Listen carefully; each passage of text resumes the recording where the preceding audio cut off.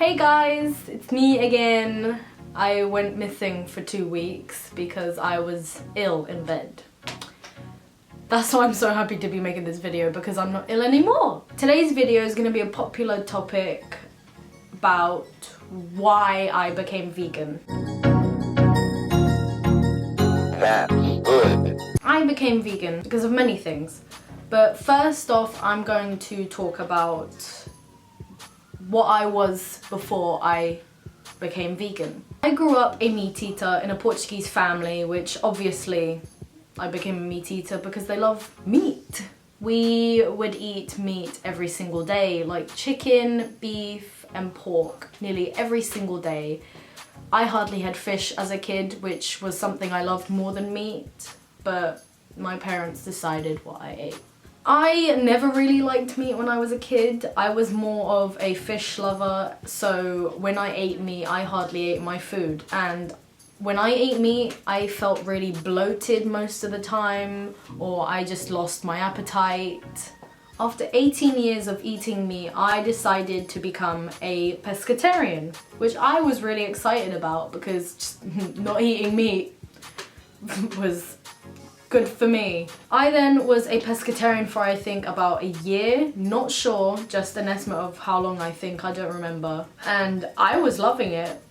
But the problem was I ate fish every single day. I never gave myself a break from eating fish. It was a daily thing for me.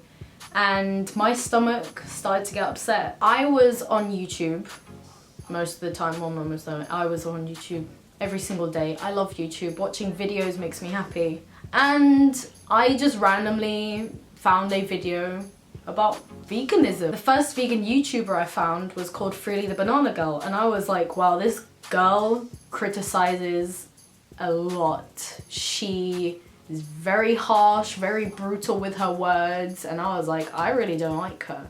Wow, how can you be so mean about people just wanting to eat meat?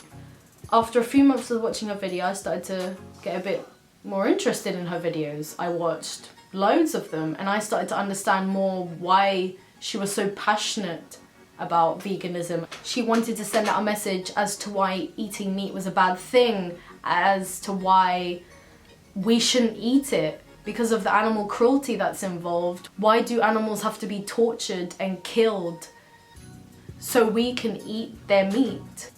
Why do they have to be tortured and get their milk taken out of them? And after hearing a lot of what she was saying about what's wrong with the meat industry, I started to research more about it online and I became more interested, and I did a lot of research for months.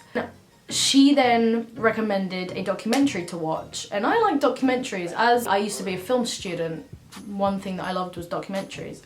So the one she recommended was Cowspiracy, and I was like, okay, let's watch it. This was the first and only documentary about animal cruelty I watched, because I cannot watch things like that. It breaks my heart, it makes me gag, it really upsets me. After 20 minutes of watching it, I stopped because I couldn't watch the rest of the documentary, because then I started thinking to myself, how can I be eating meat when this is happening? And I don't even think about it. It's selfish to not even think about how the meat that I used to eat was produced. So after watching the documentary, I sat there for a good hour thinking, should I turn vegan? Is it a good idea? Is that what I should do? Because I don't want to be a part of animal cruelty. I don't want to contribute to animals being tortured so I can eat. So I decided on April 29th, I remember the date, that I would turn vegan, and that was the first day of being vegan. Now, being vegan was easy at the beginning. I ate loads of vegetables, fruits, I made my own different recipes, I made my own dishes and all that, but then it started kind of getting harder because I was eating the same thing every single day and I just really wasn't into it. So I started to create more recipes. I'd get my mum's recipes that had meat in it and then turn them into vegan. So I would have Portuguese dishes but with no meat. I would have my favorite foods with no meat, which I then before didn't think it was possible, but then I found out there's alternatives, and that just made me so happy, seriously, because before turning vegan I was like, am I ever going to eat my favorite foods again? Before turning vegan, I hardly cooked. I was lazy, I didn't have enough energy to do anything, I was always in bed, or I just have takeaways. But since being vegan, I have never cooked so much before. I love cooking. I have been so much healthier. I feel good, I have lost a lot of weight without having to go on a diet. I can eat as much as I want, I can eat whatever I want with no meat, and I can lose weight, and I just feel so good. I have never felt so confident in my body before as I do now. I took veganism into steps. I went into it with going into steps. So the first one was cutting out all meat and all dairy or anything that came from animals, even honey, egg, all of that. I have alternatives for milk and butter or anything that used to have dairy. My two top milk alternatives are almond milk and rice milk. They're just so sweet and so nice. They go good with everything. They go good with cereal, porridge, or just drinking like in a cup. I'm not a fan of coconut milk, and I am not a big fan of soy milk. One question that irritates me a lot from people, and I have to be honest, is where'd you get your protein from? And I'm just there like, You can get protein from chickpeas, spinach, quinoa, broccoli, almonds, etc. There's so many things that you can get protein from. I have a lot of protein in my body because I eat many of those things, and it just irritates me when people assume I'm not getting protein. Next step was, which took a very long time, was I had to cut out toothpaste, I had to cut out shampoos, conditioners, makeup, so many things. It took me a few months to get to that step.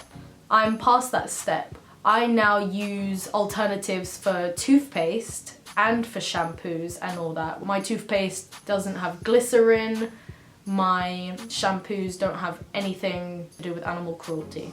They all have the vegan logo on it. The alternative that I use for shower gels is the original source. It's green banana and bamboo milk. It sounds so good. It smells so good. I love smelling it. Oh my god. It smells good, it leaves my body smelling good, and it just gives a lot of moisture to my body. My body after a shower feels so soft. I can also use it as soap to wash my hands. I can use it for anything really.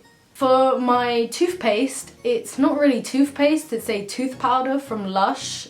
It's called Atomic. At first, when I tried it, it had a really horrible taste. It was so strong because it has chili powder in it, it has so many different powders, oh gosh.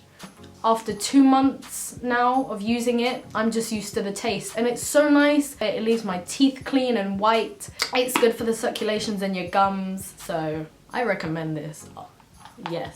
I also have an alternative for hair dye. I dye my hair a lot. Well, I used to, and I dyed my hair recently, and I used this vegan hair dye, and it's really good. I thought that it wasn't gonna come out with a good color. I had pinkish blonde hair highlights, and I dyed it dark brown, and it came out so good.